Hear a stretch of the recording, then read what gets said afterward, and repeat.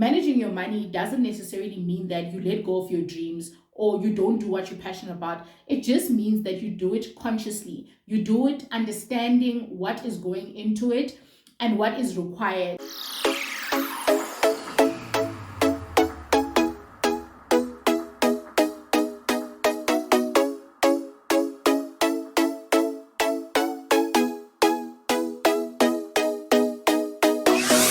Hey guys, welcome back to another video, and thank you so much for joining me yet again. If it is your first time here, and on this channel we chat about all things related to managing that money and adulting in general. So if that sounds like your type of vibe, please make sure that you check out our other videos. And if you like what you see, don't hesitate, smash that subscribe button and become a member of the team. Today is our final episode of the recap series. We were recapping How to Get Rich on Netflix and using the series to have much needed conversations around different topics and what people go through in their financial journeys. So if you haven't done so, please catch up. I've created a playlist on the channel and watch the other episodes before you watch this one so that it all makes sense. Today I've titled this video, Money Does Buy You Happiness, or Money Buys You Happiness.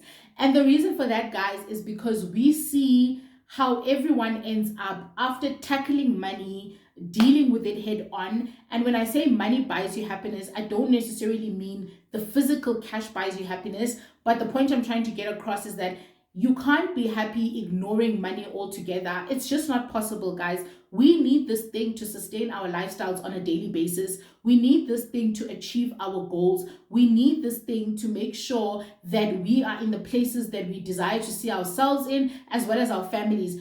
And we've seen that not addressing money or completely ignoring it leads to relationship problems, mistrust, not appreciating your partner, and the list goes on and on. That's one of the things that I've realized from the series, is that you need to deal with money and manage it well in order to have peace, no stress, calm, and happiness in your relationships, also in your own lives. If it's just you, it's just not something that you can ignore. That's the point I'm trying to make when I say that money does buy you happiness. I mean that ignoring money and acting like it doesn't exist and you don't need it, it's not going to work. And we've seen what happens when you try and do that. Anyway, let's get to what happened to who. Let me start with Millie and Christian. Guys, in the previous video, I actually forgot to mention such an important goal that Christian had. Christian, Millie's soon to be husband, if they are engaged, actually, like, his goal and his main goal for his life is to retire his mom. His mom moved to basically work, hustle. She was a domestic worker. She used to like scrub people's toilets and do whatever she could in order to give him and his siblings a good education. And all he wants now is to make sure that his mom does not have to work forever and his mom stops working. His mom is now obviously much older, but she still has to work 2 jobs in order to sustain her lifestyle and afford enough to retire. And Christian explains the fact that this pains him a lot because, number one, she worked so hard to, make sure that him and his siblings are taken care of and they find themselves in the positions that they are in. So to now, at this point, have his mother still work, even though they are older, absolutely is like, he does not like it. It stresses him out. And that's his main goal, is to retire his mom. And I know that in one of the episodes, he said that I'm 29 years old and I work for a living and I come back tired. I can only imagine how you feel after 2 jobs, because he only has 1, right? But his mom responds by saying that I can't afford to retire. I've seen what the cost of living and the cost of healthcare is with the people that I take care of, and I'm not there yet. So I have to work. And this really pains Christian that he hasn't been able to take off this goal for his mom. And I think that's one of the reasons why he's explored things like trading short term, putting money there, investing money there, here and there. And I think out of desperation, he really tries to get to that goal as fast as possible. And in so doing, obviously, there's going to be mistakes on the way that he makes. And I really think that this trading that he does, that he's not experienced in, is probably one of those financial mistakes. So that's Christian. And what ends up happening with him is he eventually decides to close that trading account. cut his losses, accept the losses that he's had so far, which became worse, by the way. He closes out his losses and he starts putting money towards, his goal of retiring his mom. And it's so emotional, guys, when he gets to the point of communicating this to her and telling her that, you know what, this is how far I am with your goal, and in 2 or less years I am going to be able to retire you and you won't have to work anymore, and I will be able to take care of you. This story for me was so sensitive personally, because one of the goals that I had as well is that my mom should not be working when I start working. And although I got a bit anxious when she quit her job before I got my final results in varsity, I was like, what? And she was like, no, I'm done. And I'm the last born, guys, if you didn't know. Although that made me a bit anxious, but my goal was always that she should not work when I'm working. I just want her to relax and I want her to focus on herself. So I can really, really relate to Christian not wanting his mom to work a day in his life after he has started working. So I'm glad that that works out, or rather that it's on its way to working out. And then on the other hand, his partner, because I'm not sure if it's a fiance or not, and I can't really remember. His partner is, I think it's a fiance because they went on a 1-month honeymoon, actually. That's what happens eventually. Anyway, his partner decides to get another job and get another income stream that's more fixed, which I really think is great for her sanity and also like for managing her bills, etc. And I think she also finally accepts the fact that she can't contribute the same to this relationship, and that's okay. It doesn't mean she's worth less. It doesn't mean she's not contributing of equal value in other ways, but that's just the income split. And I really like the idea, guys, of if you are in a marriage or a serious relationship, or whatever you are in, that for me personally, I think splitting expenses according to income makes the most sense to me. If my husband earns double my salary, I don't understand why I would want to meet him halfway, because then my bit is going to get finished sooner than his. So I really think that if someone earns double, then they should contribute more towards the expenses, just so that things balance each other out and you don't find one spouse going into debt trying to keep up with the other spouse, and then everybody's in a worse off position anyway, right? If that happens. So I really think that I'm glad she's accepted that, and they are doing good. They go on a holiday, their finances are better, and they get closer and closer to retiring Christian's mom, which I really, really appreciate. So that's what happens to them. Then next up is Drew. Drew got married. Happily married to Mikey, and I think he's also accepted the fact that this is how much I can do and this is what I can't do, and I need to be honest about not only my current financial circumstances, but also what I can do and can't do from an expense contribution perspective. And he ends up opening up to Mikey about his current financial situation, his credit card that's owing, and all of that stuff, and what he can do. And I think they work out more or less of an arrangement.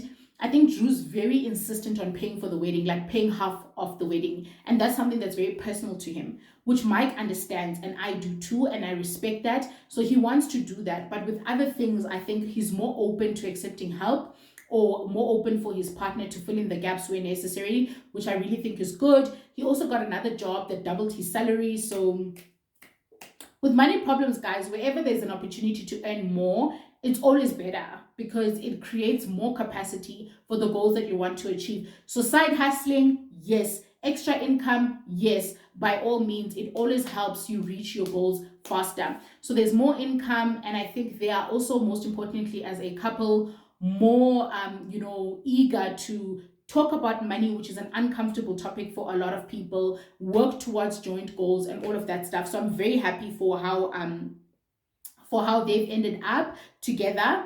And then third up is our baller, which is Frank. So Frank decided to quit his job.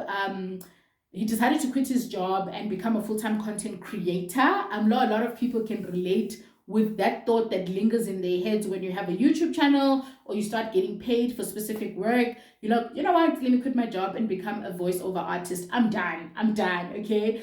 But this is something that Ramit told Frank that, you know what, it's not something that I'm super against, but you need to bring it down to the numbers. what do your expenses look like without your fixed income? And I think when Frank began to put this on a spreadsheet, it clicked that this is not going to be as easy as he thinks or as he thought it would be.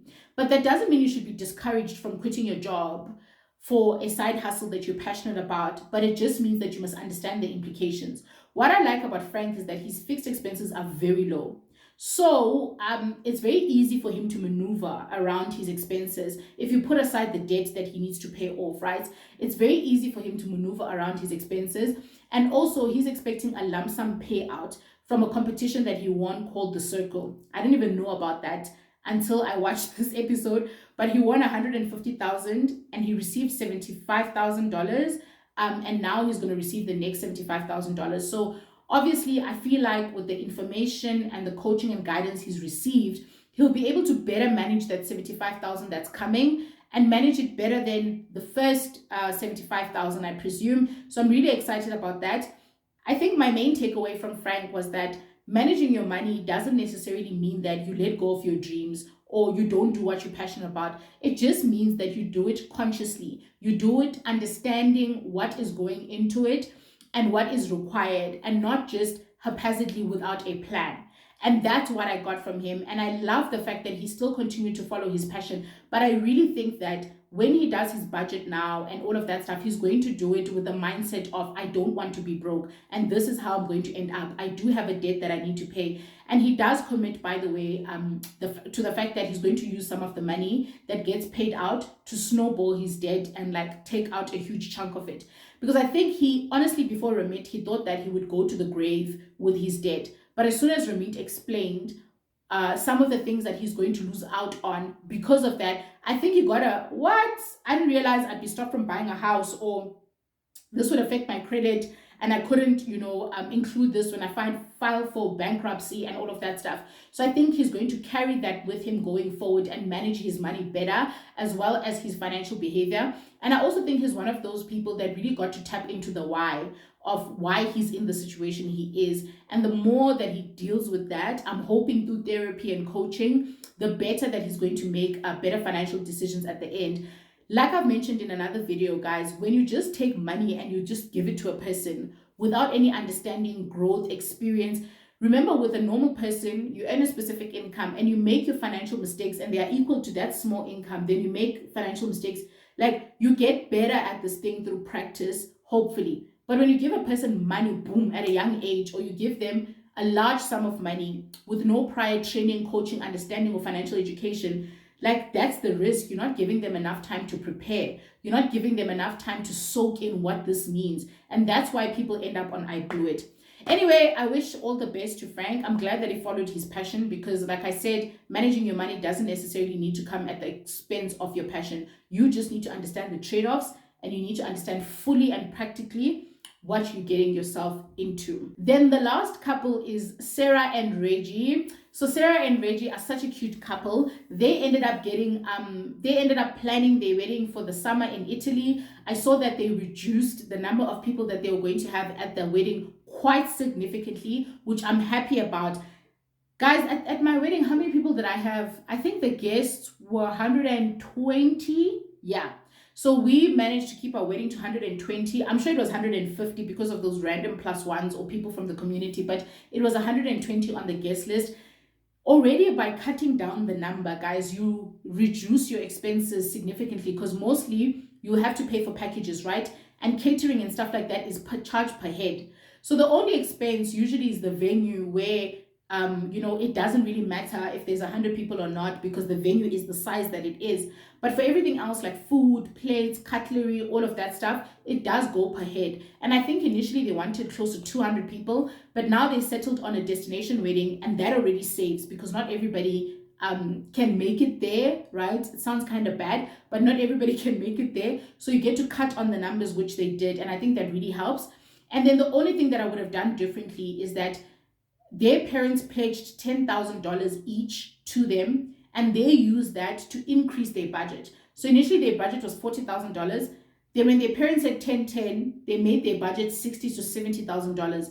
I would have stuck with the $40,000 budget, or maybe made it 50, and then used my parents' contribution to cut that amount, because After the wedding, guys, they're starting a family, they're buying a house and all those other commitments. So I would have stuck to the strict budget and just used that money to pay for some of the costs so that I don't end up getting married. And then after that, there's no savings to do other goals. So that's something that I would have done differently. But I'm very happy that they started having the conversation much earlier on. And this is something that Ramit comments on as well, that I'm so glad that this couple is so young, but they saw the importance of discussing money now, not later, not after the wedding, not after the honeymoon stage, but now, because it does get trickier the deeper you go. Guys, thank you so much for indulging me and my thoughts on this series. I really do hope that you enjoyed it. If you did, please give this video a thumbs up. Check out the other videos on the series as well. I think you might enjoy them if you haven't seen them. And also, if you haven't done so, please consider subscribing so I can see you in other videos as well. Bye, guys.